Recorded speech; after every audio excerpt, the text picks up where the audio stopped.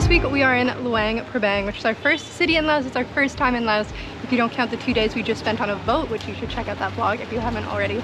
Luang Prabang is the second biggest city in Laos, second to Vientiane, which is the capital city.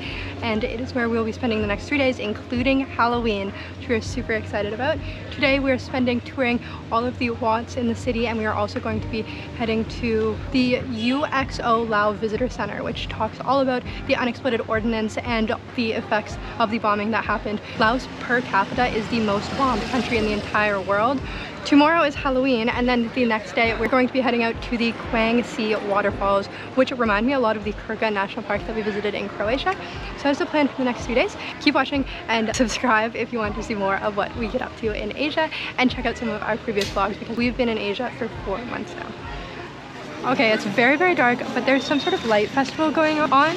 Halloween's in 2 days. I don't know if it's related. We'll research it when we get back, but look how pretty it is.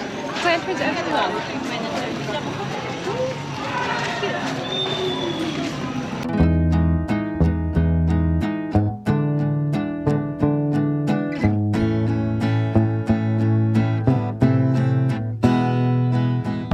This game, I don't know what it's called, but it's like if volleyball was soccer.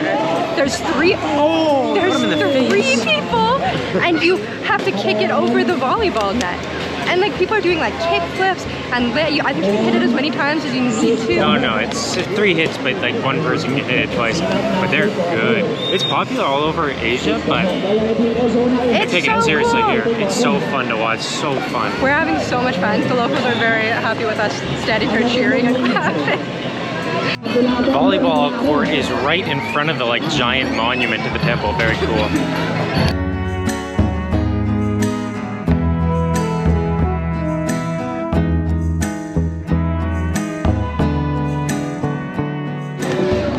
I didn't get a video of Carson getting the candy and he's upset.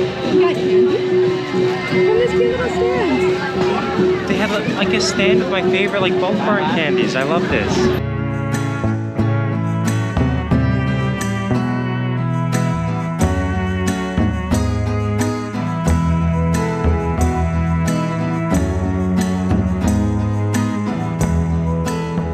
That was what's usually just referred to as Wat Pho. It has a really long name, and it's known for the really cool tiered roof that it has. That was our first stop in Luang Prabang. We're kind of temple hopping today, which is why it's really hot, but I have this kind of weird outfit on today. Oh yeah, there it is, right here. The palace and the National Museum are behind this wall right here. We're not gonna go. Chris made a great point of like, it's hard since the first royal palace we saw. Hi. Hello. Hi. Hello. The first royal palace we saw was Bangkok's royal palace, and it was just so unbelievable that it's hard to go to any other ones now. So it's just yeah, nothing can compare. So, and we're also not really in the museum-y mood. So except for the Unexploded Ordinance Museum, which is where we're going.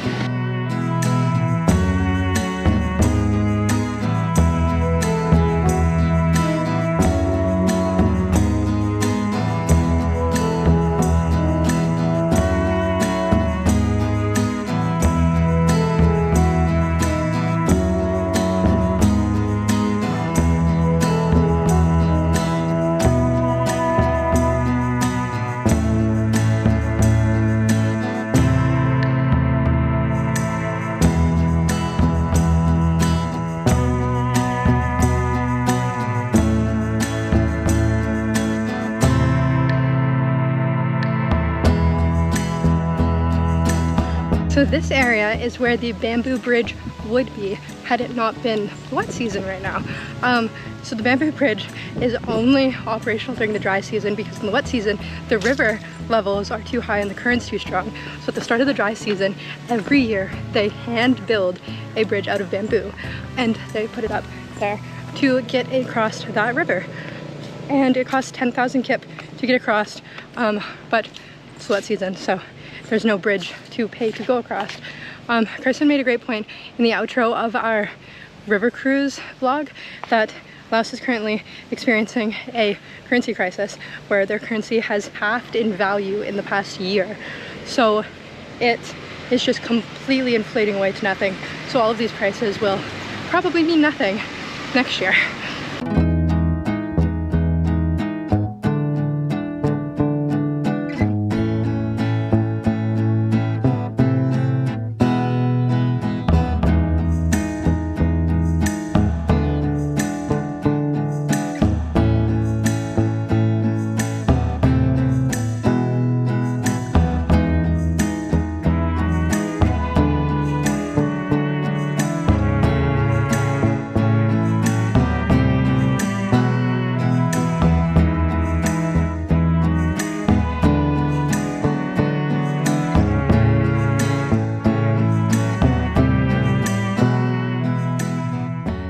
Person said he's tired of the Watts. He's not having fun. Well, I'm having fun. We've probably seen 100 Watts. Getting a little. I like to, and I enjoy them, but I don't need to spend 15 minutes looking at every detail anymore.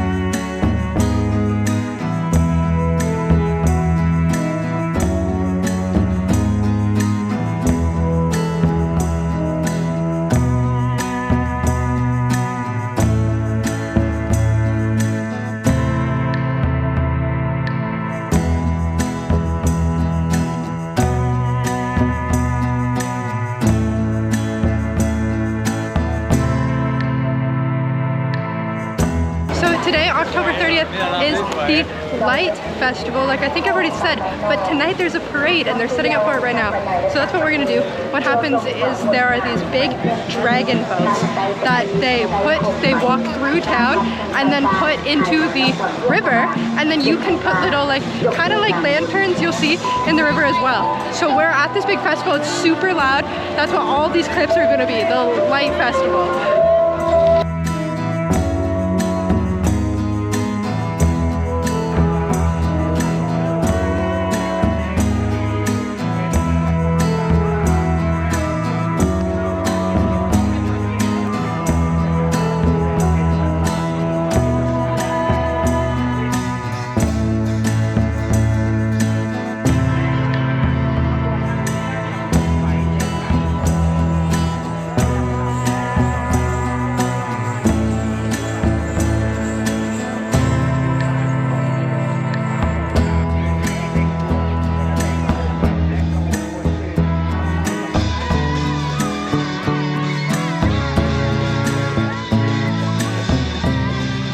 Okay, we got our little flowers. I don't know what this is called. They take all the dragon boats down and put them into the Mekong, into that river.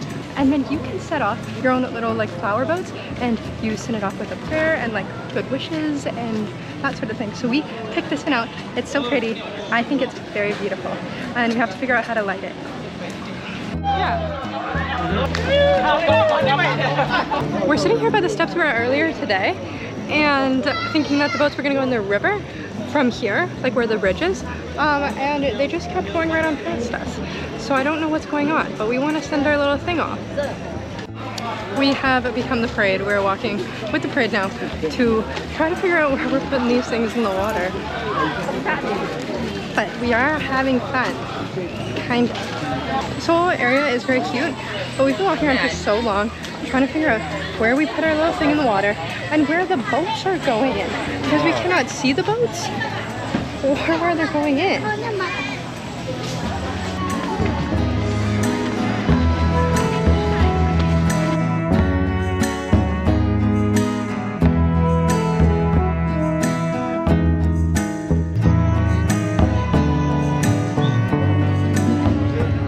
Now that we've found where to put them in, Chris is going to climb on this boat and try to push them off far enough that they get caught with the current. Yeah, can you hold it? Alright, Kristen's going to put it in. You can't really see him, I can't get him doing it.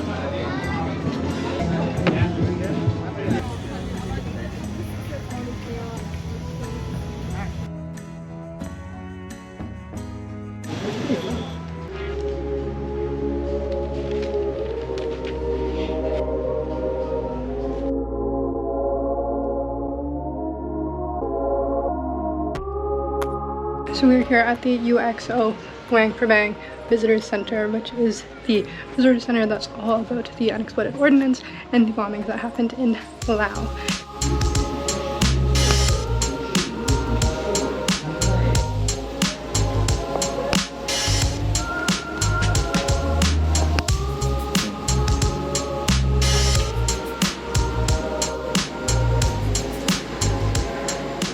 We just finished inside the museum. It was very, very good. I recommend coming here.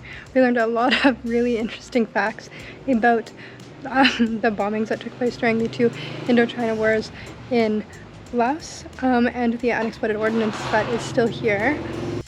So yeah, it was a very, very good museum. We learned lots. Laos is the most bombed country in the world per capita, which is very sad. And the main thing that was really interesting was that they talked about how ineffective the bombs actually were when they were dropped. Like about 30% of them never exploded, and the US just whatever, they didn't really care, right, as long as some exploded. And then the biggest thing was most of these ones, like some of the ones here, open up in midair. They're cluster bombs, so they contain like 4,000 small bombs the size of like a little tennis ball, and they would open up and drop 4,000 of these onto the ground.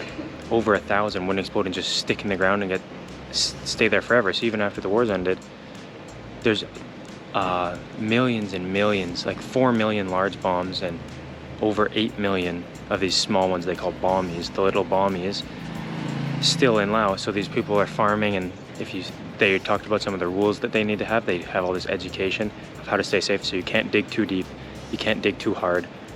The kids need to know not to pick up these bombs and play with them, because they literally look like small little toys, like balls to play with, so they'll pick them up and throw them to their friends and then they'll explode.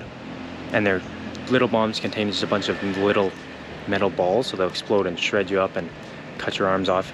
And then you can't have fires anywhere you don't know it's safe to have a fire, because it might just blow a bomb right underneath you. So we saw lots of stories of children and teenagers who accidentally got blown up by UXO, and they were very sad. Warning stories, losing arms, losing eyes.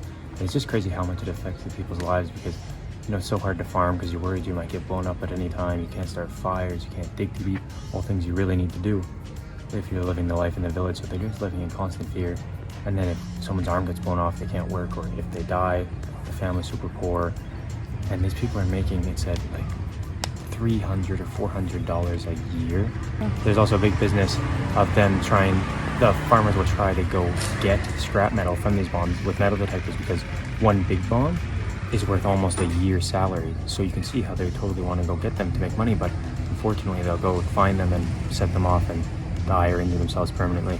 So it's just a terrible situation all around. The government has a big UXO Lao division that tries to go clear tons of bombs, but in 1 year they cleared about 80,000 bombs, and that's about 1% of what they need to clear total. So it's just a huge project. It's very, very sad. It was heartbreaking to learn about, but very important. All right, we're back. It's nighttime now.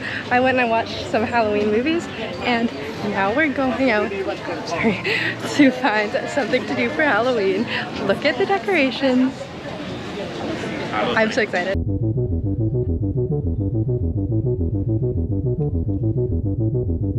So this is the Laos Handicrafts night market, and there's also the night food market. I don't know where it is, but it's in the same area. All the stuff is really, really cute. The paintings we saw by the river, though, that we wanted to get as Christmas gifts are exactly like they were in Vietnam and Thailand, where they're just prints and people just pretend that they're originals. Not surprising. But like the silks are really pretty, all that kind of stuff.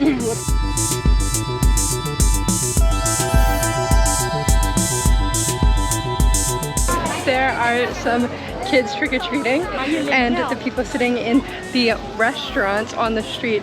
Kids are going up and back and forth to them, and there's a group of girls that are sitting there that are maybe a little bit older than us, and they said trick-or-treat, and I said yes, and they gave us 2 candies. One's banana, it's delicious.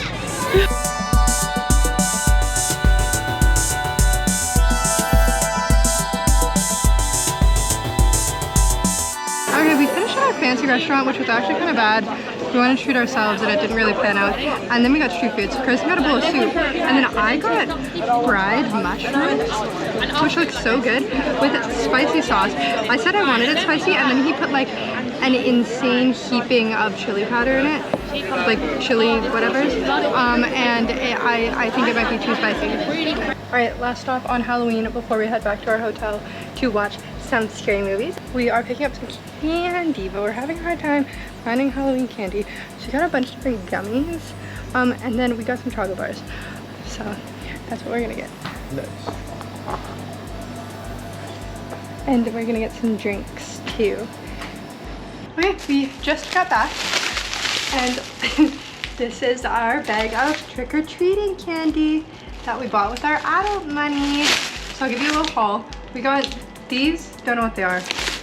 These gummy bugs for Halloween. Pop Rocks, I think. Gummy hot dogs.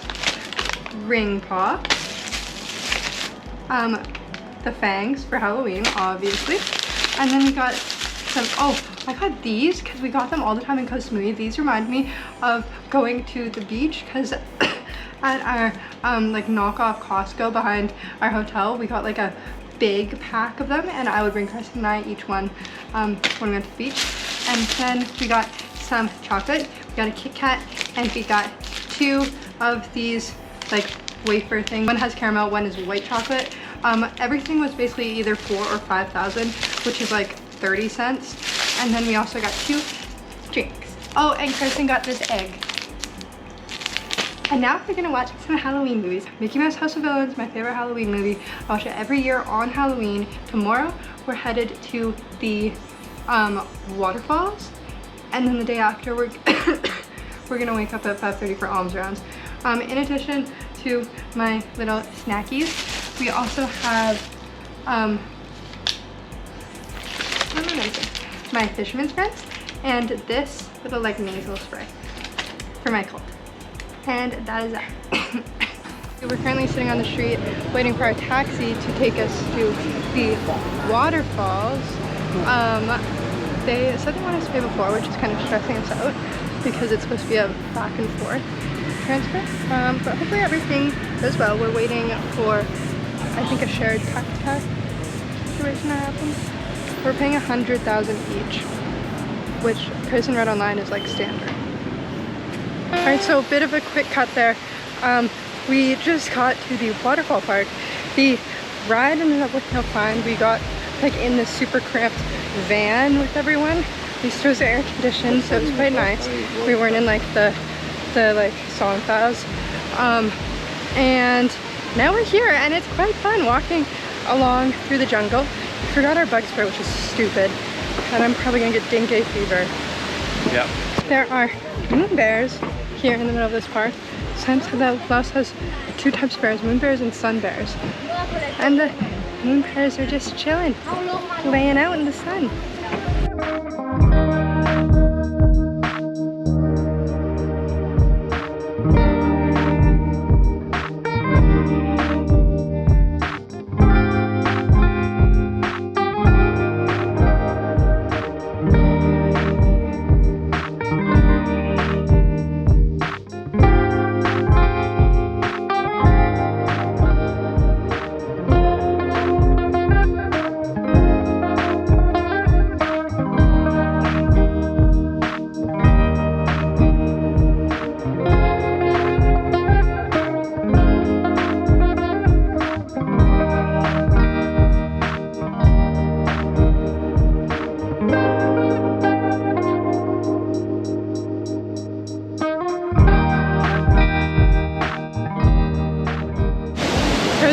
This is either the last or the second last, and I was like, I'm pretty sure it's the last of the waterfalls because it looks like this.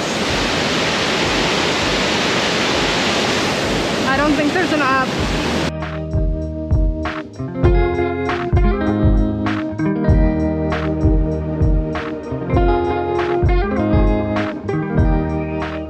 So Kristen took the GoPro to hike to the top of that waterfall.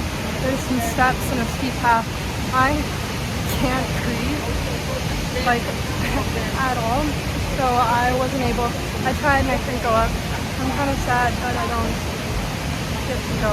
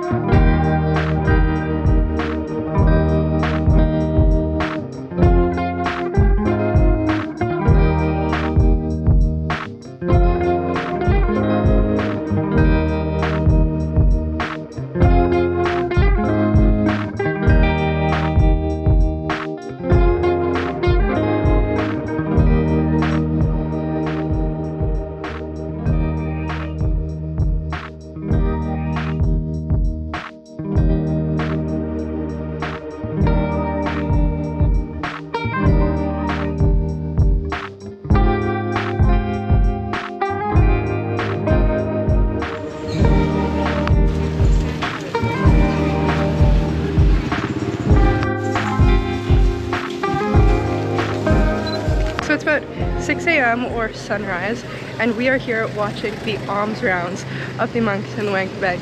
It's our last day here, and this is our last activity, and it's something super popular to do, although they said that sometimes the tourists interfere negatively with the alms rounds, so we tried to stay on the outsides, not interact, and just let them do their thing. So the alms round is for the monks because they only eat what's given to them, like from charity. So they every morning have to come and walk through the town. Often when they live in like monasteries in the forest, they have to walk like many kilometers, and they walk all the way into town and then just walk through with their alms bowl. That's what those things are, they're just the alms bowl, and walk through, and then the villagers will just put various foods in it, like fruits and rice, and then that's all the monks can eat for the day. So if people aren't generous, if people don't do anything, the monks just have to not eat. Oh yeah, they can only eat what they're given because they don't have any money. Monks aren't allowed to handle money.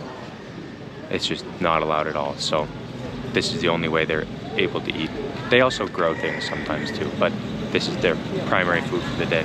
And they only eat before noon. So they'll eat this for breakfast and then a bit of lunch, and then they don't eat at all after that.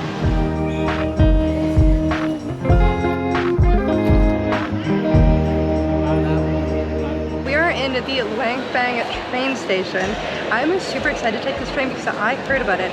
It is the Lao-China Railway, and China built this entire railway. It goes all the way from China through Laos, connecting Luang Prabang, Vientiane, and Vientiane, and a bunch of other cities along the way.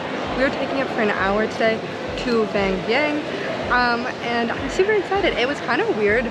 You had to go through like security. They checked your passports and then they scanned your bags and you walked through, kind of like at the airport. And now we are about to check in about 20 minutes before our train gets here. So I have really high hopes. So far, like the station is really, really nice. I think the train's gonna be really nice. Person loves trains and he's becoming a China fan too. So I think it's a suspicious thing to say. I want to go to China now. Yeah. I've heard lots about it and I want to go there. It seems cool. So anyways, we're about to get on the train, and then we'll end the vlog off when we get in Vientiane. Alright, check-in time. They just scan your tickets.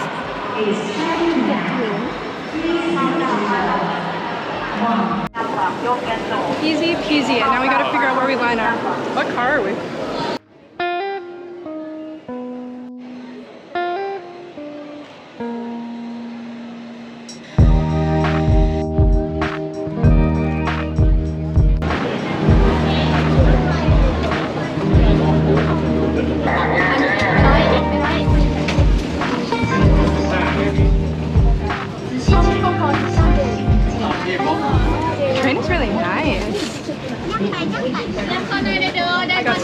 person though because everyone pushed ahead past me. And I let them. The train is coming to the station. So we made it into our seats. It was a bit of chaos because you can enter from both ends of the car. And so everyone's trying to go two directions down the aisle that's really fit for one person, and everyone has backpacks and suitcases. Everyone budged in front of me at the entrance. So Chris and I got separated, and then someone tried to budge like around me as I was walking, as if I can go any faster, but I didn't let him. And I felt kind of bad about it, but he should be budging me. It reminded me of the plane when I got home from Greece, when I was going back to Toronto, and some lady budged me in the aisle as I was taking my overhead down. Like I almost just cranked her in the face with my elbow. Anyways, we're at the train now, and it's a very nice end. Look at this leg room. What do you think, Chris? This is a very nice train, really good, like European level quality. And we're in Laos. That's lucky.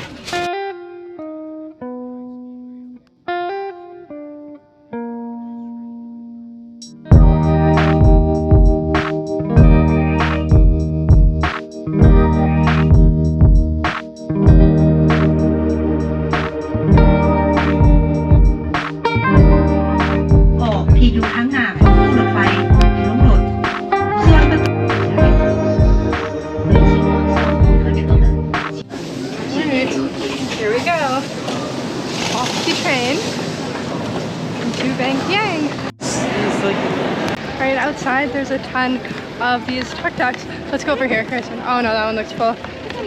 There's a ton of tuk-tuks waiting to take you, and hopefully we can share. What about that one over there? That one's not full yet.